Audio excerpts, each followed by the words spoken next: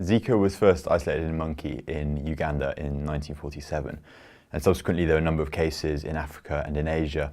But really in recent years we've seen an expansion beyond these regions. So in 2007 there was an outbreak in Yap in Micronesia in the Pacific, in which around 73% of the population were infected.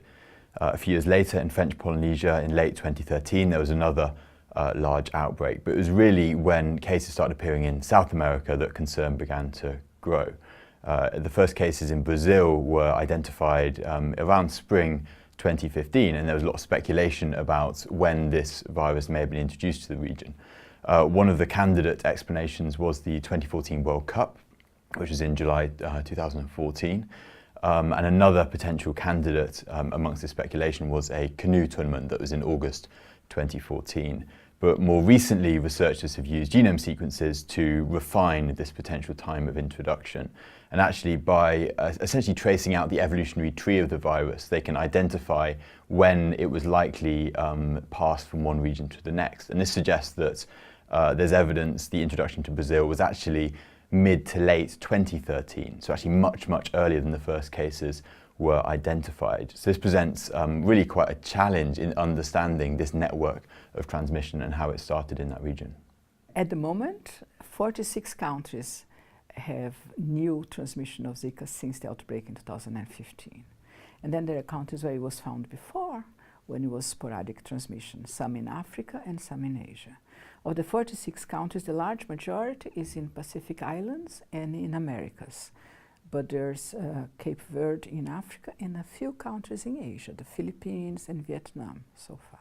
This is likely to continue, the expansion is likely to continue. Essentially, every country where the vector is present, if you introduce the virus, there will be transmission. And the vector, at the moment, we know the vector is Aedes, but not just the Aegypti. Quite a number of Aedes can transmit Zika. So certainly wherever there is dengue is at risk of Zika. It's very likely to have a big outbreak of Zika. But there are also areas where dengue is not very common, but Zika might also occur because the mosquito there, and that includes further north, Europe, south of Europe, Portugal, Greece, Italy, France, south of France, as well as in the US. And in the US, not just the south, but even quite north in the US. So there are very few places where it's unlikely, Zika is unlikely to be established. And they include the countries, at the moment, as far as we know, include countries with very cold winters, for example, England. And here we're talking about transmission by mosquitoes, but transmission for sexual transmission can happen anywhere.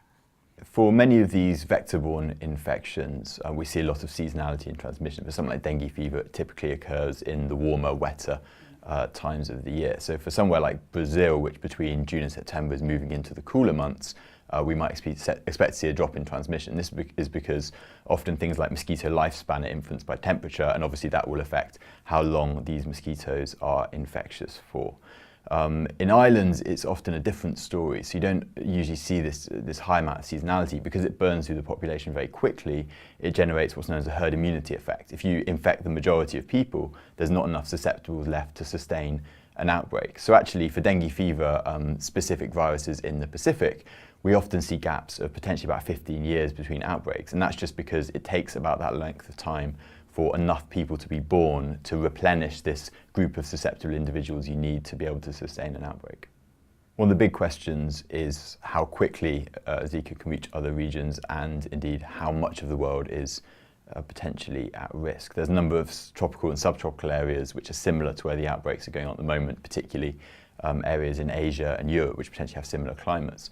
And a recent analysis used what's known as niche modelling, so trying to estimate the environmental niche that a virus like Zika has. And this suggested that potentially there's around 2.2 billion people who live in areas that could, in theory, sustain Zika transmission. I think really one of the important questions is to understand, firstly, how likely is the virus could get to these areas, and then when it arrives there, what could happen? Are there actually the sort of conditions that are needed to sustain transmission, and what could that mean for other complications?